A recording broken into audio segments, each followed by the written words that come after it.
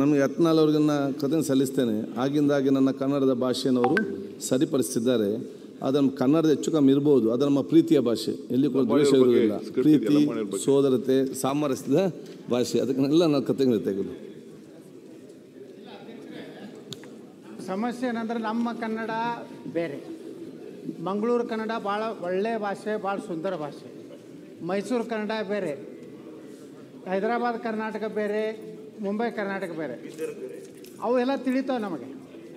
ನಮಗೇನು ಬೇಕಾಗಿದೆ ಅಂದ್ರೆ ನಿಮ್ಮ ಭಾಷೆಯನ್ನು ಒಂದು ಆ್ಯಪ್ ಹಾಕಿ ಕೊಟ್ಬಿಡ್ರಿ ಇದರಲ್ಲಿ. ನಮಗೆ ತಿಳಿಯಂಗೆ ಆಗ್ಬೇಕಲ್ಲ.